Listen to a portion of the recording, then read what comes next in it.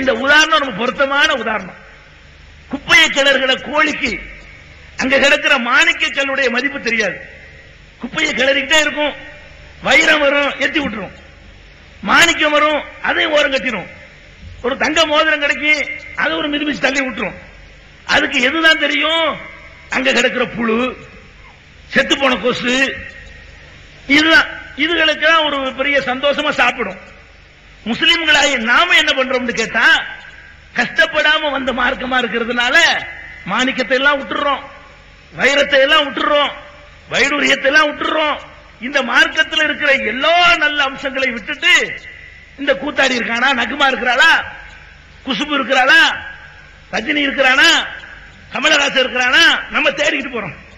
எதையெல்லாம் விட்டுவிட்டு இந்த புழு பூச்சிகளை நோக்கி, இந்த செத்து போன பிணங்களை நோக்கி கொத்துறதுக்காக வேண்டி நம்ம ஓடிக்கொண்டிருக்கிறோம். காரணம் என்ன? ஒரே காரணம் தான், விலங்குல விலங்கி இந்த மார்க்கத்துக்கு வரல. எல்லா மதங்களையும் அலசி ஆராய்ந்து இந்த மார்க்கத்துக்கு வரல. அப்ப முதலாவதாக ஒரு மனிதன் ஒரு கொள்கையில் இருக்கிறான்னு சொன்னா அது சரிதான் என்பதை எந்த வகையிலேயாவது உறுதி செய்து கொண்டிருக்கணும். முஸ்லிம்களாகிய நம்ம பொறுத்த வரைக்கும் இஸ்லாம் சரியான மார்க்கம் அப்படிங்கிறத பல வகையில இன்றைக்கு உறுதி செய்ய முடியும். நீங்க நேற்று வரைக்கும் வாரிசு முறையில் இஸ்லாத்தில் இருங்க, இன்னையில இருந்து விலகி முஸ்லிமா இருங்க. நேற்று வரைக்கும் நாம் எப்படி வேண்டாம் இருந்துட்டு போறோம், ஏதோ எங்க அப்பா முஸ்லிமா இருந்தான் அதனால நானும் முஸ்லீம் இருந்துட்டு போங்க.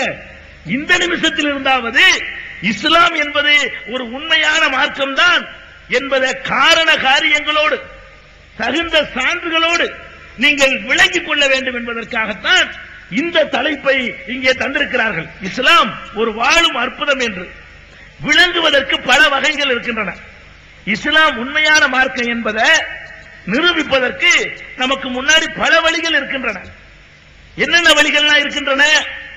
அல்லாஹ்வுடைய வேதத்தை கையில வைத்துக் கொண்டு அதுல சொல்லப்படக்கூடிய பல சமாச்சாரங்கள் இந்த அறிவியல் நவீன யுகத்திலே கூட சொல்ல முடியாத அளவுக்கு அவ்வளவு தெளிவாக இருக்கிறது. அதை பார்த்து விட்டு என்ன செய்யலாம்? இந்த இஸ்லாமிய மார்க்கம் கரெக்டான மார்க்கம் அப்படி நம்பலாம்.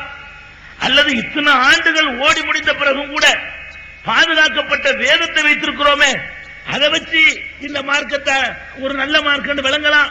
இப்படி பலவிதமான காரணங்களை வைத்து இஸ்லாம் ஒரு நல்ல மார்க்கம் விளங்கலாம்.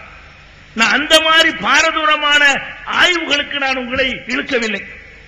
எல்லா மதத்தையும் போட்டு ஆராய்ச்சி பண்ணி பகவத்கீதையில என்ன இருக்குது, பைபிள்ல என்ன இருக்குது, குர்ஆன்ல என்ன இருக்குது, இப்படி பாரதூரமான ஆராய்ச்சிக்கு நான் உங்களை அழைக்கவில்லை. நான் ரொம்ப எளிமையான, ரொம்ப சிம்பிளான, ரொம்ப சாதாரணமான சில அற்புதங்களை சொல்லி இது உண்மையான அல்லாஹ்வுடைய மார்க்கம் தான், அதற்கு ஏராளமான அற்புதங்கள் இந்த உலகத்தில் நிறைந்து காணப்படுகின்றன, நம்மால் தீர்வு சொல்ல முடியாத பல விஷயங்கள் இதில் அடங்கி இருக்கின்றன, அதைத்தான் என்னுடைய இந்த தலைப்பில் அமைத்துக் கொள்ள வேண்டும் என்பதற்காக இஸ்லாம் ஒரு வாழும் அற்புதம் என்று தலைப்பு தந்திருக்கிறார்கள்.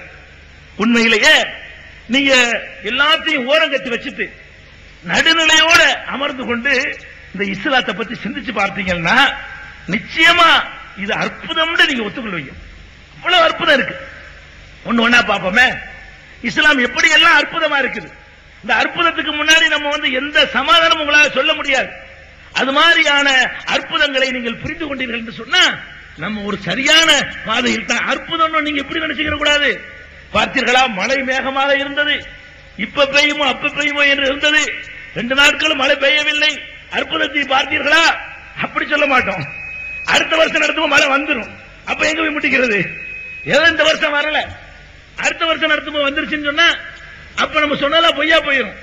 அப்ப இந்த மாதிரி அற்புதம் என்று சொல்வது இந்த மாதிரி கிறுக்குத்தனமான அற்புதங்களை நான் சொல்லல. எவனுமே மறுத்து பேச முடியாத உண்மையிலேயே அற்புதமாக திகழ்கின்ற, அவ்வளவு சாதாரணமா எல்லாரும் ஏற்றுக்கொள்ளக்கூடிய அற்புதங்களைத்தான் உங்கள் முன்னால கொண்டு வந்து இஸ்லாம்ங்கிறது ஒரு அற்புதமான மார்க்கம், அந்த அற்புதமே இஸ்லாம் உண்மையான மார்க்கம் என்பதற்கு சான்றாக இருக்கிறது என்பதைத்தான் இந்த உரையிலே நான் சொல்ல விரும்புகிறேன். ஒரு அற்புதத்தை பாருங்கள். நீங்கள் பல மதத்தவரோடு பழகுகிறீர்கள், பலரோடு உங்களுக்கு தொடர்பு இருக்கிறது. பெரிய பெரிய படித்தவர்கள், பட்டதாரிகள், வெளிநாடுகளிலே சென்று மேலை நாடுகளிலே படித்துவிட்டு வந்தவர்கள், சட்ட புத்தகங்களை கரைத்து குடித்தவர்கள், நீதிமன்றங்களிலே நீதிபதிகளாக பதவியேற்கக்கூடியவர்கள், கல்லூரிகளிலே பேராசிரியர்களாக இருக்கக்கூடியவர்கள், அதுபோல அரசியல் தலைவர்களாக இருக்கக்கூடியவர்கள், இப்படி பலரையும் நீங்கள் பார்க்கிறீர்கள், பலரையும் நீங்கள் சந்திக்கிறீர்கள். அவர்களோடு உங்களை ஒப்பிட்டு பார்த்தால் இந்த சமுதாயம் ரொம்ப கல்வியில கீழ்நிலை இருக்கக்கூடிய ஒரு சமுதாயம். அவங்க நிலைமைக்கு நம்ம வரவே இல்லை. முஸ்லிம் சமுதாயத்தை பொறுத்த வரைக்கும் வேற வேற சமுதாயங்களோடு ஒப்பிட்டு பார்த்தீங்கன்னு சொன்னா அவங்களுடைய கல்வித்தர அளவுக்கு நம்ம எட்டி கூட பிடிக்க முடியாது. 50 வருஷம் பின்தங்கி இருக்கிறோம். முஸ்லிம்கள் மற்ற சமுதாயத்தில் ஒப்பிட்டு பார்த்தோம்னு சொன்னா 50 வருஷம் பின்தங்கி இருக்கிறோம். முட்டாள் சமுதாயம் என்று மற்றவர்கள் சொல்ற அளவுக்கு இருக்கிறோம். ஆனா அங்க ஒரு அற்புதம் நிகழ்ந்து கொண்டே இருக்கிறது. என்ன அற்புதம்? பெரிய படித்தவன், பட்டதாரி, விஞ்ஞானி, ஆராய்ச்சியாளர், நீதிபதி, கல்லூரி பேராசிரியர், டாக்டர், என்ஜினியர், இவர்களுக்கெல்லாம் இல்லாத ஒரு பகுத்த அறிவு படிக்காத இந்த ஒரு கையெழுத்து போட தெரியாத ஒரு முஸ்லிமுக்கு இருக்கு. இப்படி பிரமிச்சு போறோம், ஆச்சரியப்படுறோம். என்ன பல்கலைக்கழகத்தில் படிச்சவனுக்கு இல்லாத ஒரு அறிவு இவனுக்கு மட்டும் இருக்குதே, அது என்ன? அது அற்புதம், நம்ப முடியல. ஆனா அப்படி இருக்குது. அது என்ன அற்புதம்ங்கிறீங்களா? ஒரு ஜட்ஜி இருப்பார், அவர் இந்தியாவுடைய சட்டத்தை எல்லாம் கரைச்சு குடிச்சிருப்பார். அவர் வக்கீலா இருக்கும் போது பெரிய பயங்கரமான முறையில் ஆர்குமெண்ட் எல்லாம் பண்ணுவார். எவனாலே வாதத்தில் வெல்ல முடியாது. ஜட்ஜா இருந்து தீர்ப்பு சொல்லிட்டு வருவார். வெளியே வந்தவுடனே அங்க ஒரு கல்லு கொண்டு வச்சிருப்பாங்க, இப்படி விழுந்துருவார். ஒரு ஜட்ஜி பெரிய அறிவாளி, அவருக்கு என்ன விளங்கல, இது என்ன, இது என்ன, இது என்ன பொருள் விளங்கல, இது என்னப்ப நம்மள மாதிரி ஒரு மனுஷன் கூட வச்சிருக்க, இத நம்மள மாதிரி ஒரு மனுஷன் தன்னுடைய கை வேலையினால் அழகுபடுத்தி இருக்கிறான், செதுக்கி இருக்கிறான், அவங்க இதை வச்சிருக்கிறான் அப்படிங்கிற விஷயம் யாருக்கு தெரியல? பெரிய பெரிய பெரிய பெரிய பெரிய பெரிய பண்டிதர்களுக்கு எல்லாம் தெரியல. ஆனா பள்ளிக்கூடம் போகாத ஒரு முஸ்லீம் இருக்கிறான அவனுக்கு தெரியுது. இதெல்லாம் படிச்சவன் நம்மளோட மேல இருக்கணும். கடவுள் என்று நாம் நம்பக்கூடியவன் நம்மை விட மேலே இருக்க வேண்டும் என்ற ஒரு சின்ன விஷயம் யாருக்கு தெரியல? பல்கலைக்கழகங்கள்ல போய் பாடம் நடத்துறவனுக்கு தெரியல, பள்ளிக்கூடம் போகாத ஒவ்வொருத்தருக்கு தெரியுது. இங்க வந்திருக்கிறவனுக்கு மாத்திரம் இல்ல, வராம பள்ளிவாசல் பக்கம் கூட எட்டி பார்க்காம தண்ணியில மிதக்கிறான பெயர் தாங்கி அவனுக்கு தெரியுது. யாருக்கெல்லாம் தெரியுது பாருங்க. இஸ்லாமியத்துல 1% இருக்கிறான அவனுக்கு தெரியுது. இதெல்லாம் இதை நான் வணங்க முடியாது, இது எனக்கு மேல நான் ஒத்துக்கிற மாட்டேன், நான் தான் மேல, இது என்னை விட கீழே தான். படைக்கப்பட்ட எந்த ஒரு பொருளுமே என்னை விட கீழே. நான் ஆடு மாடை நான் வணங்க மாட்டேன், கழுதையை வணங்க மாட்டேன், குதிரையை வணங்க மாட்டேன், உயிரோடு உள்ளதை வணங்க மாட்டேன், செத்ததை வணங்க மாட்டேன், சூரியனை வணங்க மாட்டேன், சந்திரனை வணங்க மாட்டேன், செவ்வாயை வணங்க மாட்டேன், சனியை வணங்க மாட்டேன். இப்படி பெரிய பெரிய பெண்ணம் பெரிய அதிசயங்களை பார்த்தாலும் அவன் அடிச்சு முடிக்கிறான். சின்ன சின்ன அற்பமான பொருளை பார்த்தாலும் முடியாதுங்கிறான். இந்த தலை சாயிறதா இருந்தா ஒரே ஒரு சக்திக்கு தான் சாயும். எந்த சக்தி? அது என்னை விட எல்லா வகையிலும் மேல இருக்கிற சக்தி. என்னுடைய தலை கீழே சாயணும்னு சொன்னா என்னைய மாதிரி இருந்தா கூட நான் சாய மாட்டேன். என்னைய விட எல்லா வகையிலையும் ஆற்றல்ல, திறன்ல, சக்தியில, அருள்ல, எல்லாத்திலையும் எந்த வகையிலையும் என்னை விட மேல இருக்கணும். அப்படிப்பட்ட ஒரு சக்திக்கு முன்னாடி மாத்திரம்தான் இந்த தலை சாயுமே தவிர எனக்கு நிகரானவனுக்கு முன்னால் கூட நான் சாய மாட்டேன். இப்படிங்கிறத இந்த விளங்காத இஸ்லாத்தை ஏற்ற லா இலாஹ இல்லல்லாஹ்னு சொன்ன உடனே மாத்திடுறாங்க. இதுக்கு என்ன உங்களுக்கு யார் பாடம் நடத்தினா? இதை பத்தி எந்த முஸ்லிம் பள்ளிக்கூடத்தில் சொல்லி தந்தாங்க? எந்த ஒரு மதரசாவுல இதையெல்லாம் உங்களுக்கு விளக்குனாங்க? ஒருத்தர் விளக்கல. லா இலாஹ இல்லல்லாஹ் மட்டும் தான் சொன்னாங்க. உங்களுக்கு என்ன சொன்னாங்க? லா இலாஹ இல்லல்லாஹ், வணக்கத்திற்குரியவன் அல்லாஹ்வை தவிர யாரும் இல்லை என்ற உடனே அந்த மந்திர சொல் உள்ள புகுந்து படிச்சவன், படிக்காதவன், அறவெட்டுமாங்கள, விவரம் தெரியாதவன், சிந்திக்க தெரியாதவன், கூமுட்ட, அவனுக்கு கூமுட்ட முஸ்லிமுக்கும் தெரியுது இது வழங்கப்படுறது இல்ல. கடவுள் என்னை விட மேல இருக்கணும், நான் என்னை விட கீழே உள்ளதை போய் நான் வணங்க மாட்டேன் வணங்குறானே. இது அற்புதமா இல்லையா? இந்த ட்ரைனிங் கொடுத்தவன் யார்? எந்த உஸ்தாது, எந்த அஜர்த்து உங்களுக்கு எல்லாம் சொல்லி தந்தாரு? ஒருத்தர் சொல்லி தரல. அது அல்லாஹ்வா போடுறான்.